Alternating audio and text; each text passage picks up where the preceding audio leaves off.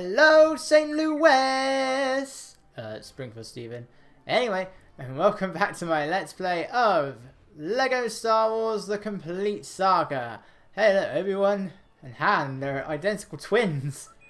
Oh, this is, this makes no sense. Scratch that. This makes no sense. You know what? I'm freaking out. Let's just go in here. I should try to conclude Episode 4, A New Hope. Destroy the Death Star in Chapter 6, Rebel Attack.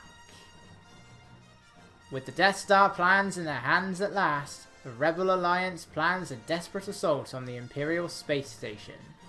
But a hidden homing beacon attached to the Millennium Falcon has led Darth Vader to the Rebels' secret base on the moon of Yavin 4. The moon will soon be in range of the mighty Death Star's space planet blower-upper gun. Now a small band of fearless pilots bear with them the hopes of an entire galaxy. So is the moon called Yavin 4 or is the planet called Yavin 4? That's what I never got. It's like, because it's called the moon of Yavin 4. Does it just mean the name of the moon, or does it mean the planet is called Yavin 4? Same goes for Endor. They call it the forest moon of Endor. But it's otherwise just referred to as the forest moon. So is the moon called Endor, or is the planet called Endor? Because the scene is called the Battle of Endor. I am so confused. And the planet, and for a moon, it's still a hell of a lot bigger than the supposed moon-sized space station. That is always a 2D image in this game. I think the closest this game ever gets to a 3D model is you can get like there's like a little extra thing that you can purchase, and when you tow the explosive ball things, it turns into a Death Star. It's called Tow Death Star, and for the longest time I couldn't work out what it did. It's like I always had it on, I was just like, exactly what am I doing? I can't tell the difference. So I looked it up, and that was when I discovered, the thing I'm towing turns into a Death Star. I never really paid attention to that. So, I mean, you can't, it's really hard to notice, especially considering that most of LEGO Star Wars 2 flying levels take place in space. So everything kind of looks grey and black. Luke, do you want to aim at the thing? For somebody who supposedly is capable of shooting a torpedo into into a tiny 2-meter sized hole, you can't aim for crap. We all know the reason that Luke was able to do it is because he shoots small animals for fun. He used to bullseye Womp Rats in his T-16 thing back home, or whatever it was called. T-60, T-16. Sounds like a Terminator anyway. And they weren't much bigger than 2 meters. I mean, it is a bit terrifying. I mean, it means that Luke shoots small animals for fun. I mean, that's the first indication of a serial killer, you freak. You know, this is starting to make a certain film make a lot more sense now, isn't it? Luke shoots small animals for fun. Some hero. This is your hero. He shoots small innocent animals. Ah.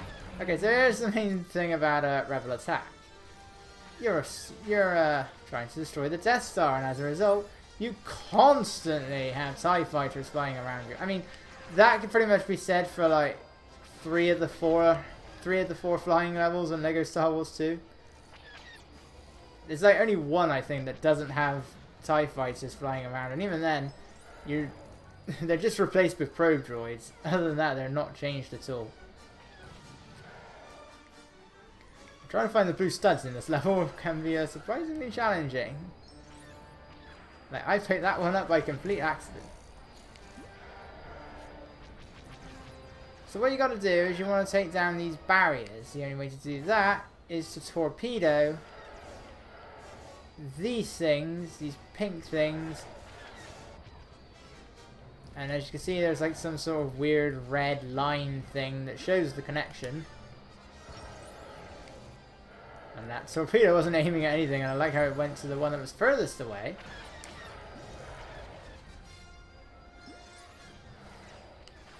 I mean, it's very simple, but it is pretty easy to die in this level, especially in the last part. The last part is quite easy to die in. This is actually where you can really come to appreciate one of the extra things you can get. I believe it requires a power grid though. Because you can unlock a tractor beam. And it will, of course, pull all of the enemies towards you. All the TIE fighters. This includes Darth Vader when he gets into his TIE fighter. You can cause Darth Vader to lose control of his TIE fighter and just get stuck in your tractor beam. The only problem with this is that the tractor beam is constantly making a noise. So you do have to constantly put up like a and that does get annoying. Those things, I don't know what the point of them is. They disperse TIE fighters are supposedly coming out of them, but even if you destroy them all, you still get surrounded by TIE fighters anyway. Like they're constantly here. They're not going to go away. Because, you know, the bad guys always have an unlimited supply of these things. Makes you wonder why in Star Wars The Clone Wars, Count Dooku tells Grievous the droids are expensive. But you have, like, unlimited cash! Seriously, we have, like, no budget or anything. We don't need to worry about this. We have infinite money. Yeah, can't I just shoot down there? It already looks like the Death Star has got plenty of holes in it. Like, something that I can easily just fit the X-Wing into. If playing in 2 players, you can see the icon. Player 2 would be controlling the Y-Wing. There we go. Oh, exactly. Got it to exact. Oh! Oh no, not more money. I don't know why I went aw. Now I can go aw. Aw. I died. My ship got blown up. Who am I? Porkins? I thought it was Luke. Whoa. That was close. That was something, if I recall correctly, something I did think was like a bit of a nice touch. I don't know, now I get a tractor beam with the power wall. It was something I think was a bit of a nice touch. What's that? In The Last Jedi. They never said Rogue 5, which was Luke. Like, I'm pretty sure at no point, like saying, this Red 2 standing by, Red 6 standing by, and stuff like that. They never said Red 5, which is a nice touch considering that Luke isn't there. He's busy doing something everyone hates, but we're perfectly fine with the wisest and most powerful of all Jedi doing. Going into exile. I'm pretty sure there's another one of these torpedo things that's much closer than this one. Fortunately, the X-Wing is kind of limited with the number of torpedoes it can carry. Most vehicles can carry only 3, but there are some, the Y-Wing in particular, that can carry 5. So when I'm playing these vehicle levels, the Y-Wing is normally my first choice for vehicle. Destroy those. I don't know what those blue things are, but oh, yeah, there it is. It's like a breakable wall. Whoops! don't get too close to the explosion. Magic Johnson already told us. Because that thing's gonna blow up like the 4th of July. Nah, but there will be a large explosion. So he's Cleveland, is he?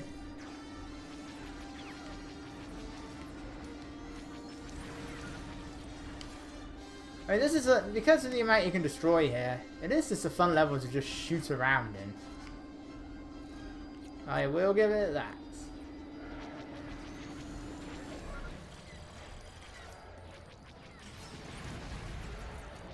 Like this, there's just like so many things you can destroy. I gotta keep talking or I'll get copyrighted. I've already had 2 copyright, I've already had like 3 copyright claims at least, if not 4, for this LP. And it's all largely because it plays like the Phantom Menace music every time you finish the level. I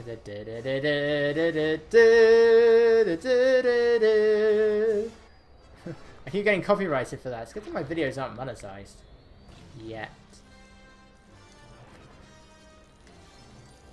Yeah, if they want to play their if Disney want to play their ads, I don't mind. Their Star Wars films are great. All their films are great. Well, not all of them. There are some that suck, but Star Wars is not among them. None of them. Force Awakens, Rogue One, Last Jedi, Solo. All great films. Oh. I should probably destroy the rest of them. Oh, still got a torpedo. Nice. How come these ones give me studs instantly? I'm glad that those things give you studs instantly though, because in LEGO Star Wars 2, once you destroyed those things, the studs just scattered and most of them went beyond the boundary that went into the next area, so you couldn't pick them up.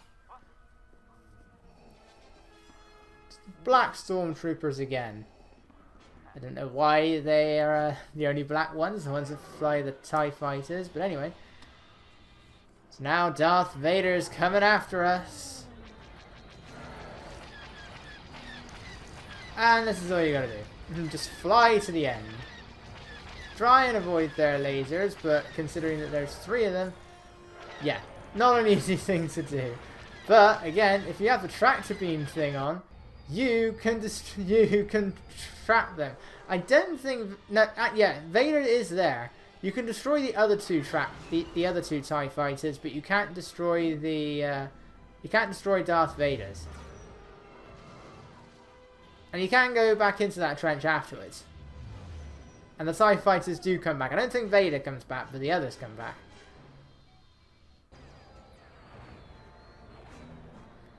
Alright, we got our convenient torpedo. I think the other one is like at the end of the tunnel again. And this is a really weird method of unlocking this. Of opening it up, I guess. You need to destroy all of the turrets. Bit weird. Turrets. Destroying the turrets gets rid of the force field that's over your very obvious weakness. That Rogue One decided, you know what, this is a plot hole. Let's make a whole story around it. Why did the Death Star have this thing? I think the music will always automatically go into like the music that plays when they shoot it. And there we go. Even though the music restarts again anyway.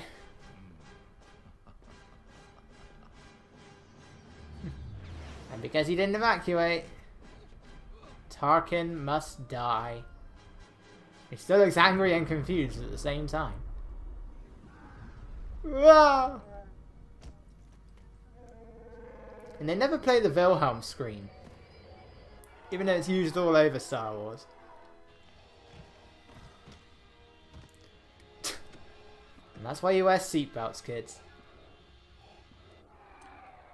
Oh no, there's one version of this where he gets a sick bag. I don't remember if that was Family Guy.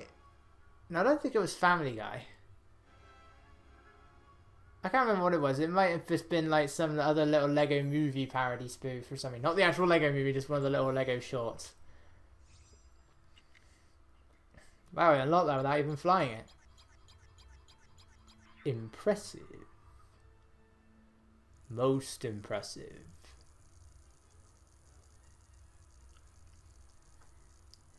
Boy, this thing gets really slow as it goes on. 45, 46.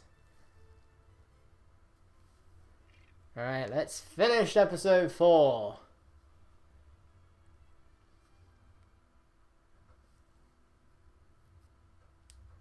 Eventually. And I've always, well, I think it's fair to say that everybody loves this music. And here's a model of Luke we never get to play as. We can play as Padme on Tatooine, but we never get to play as this Luke.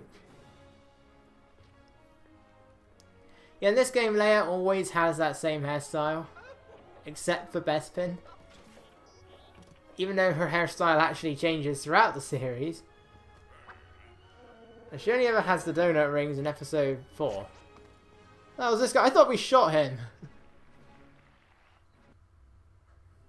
But she'll always have those donut rings except for... I think the only time she doesn't have them is when she's in the slave form and on Bespin.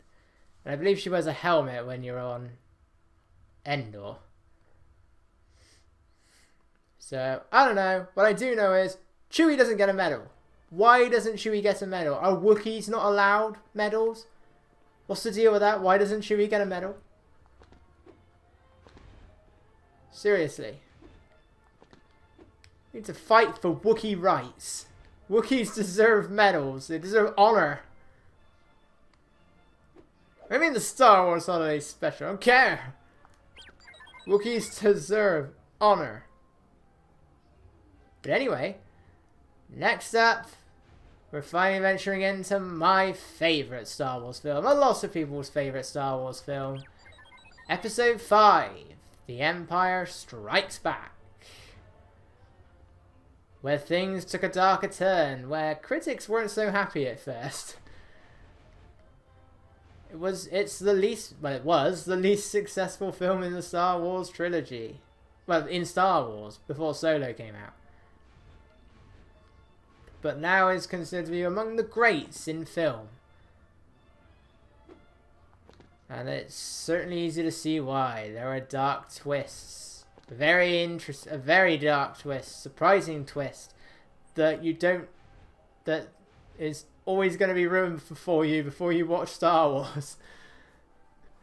It's not a twist anymore. It really isn't. But anyway, I will see you guys then.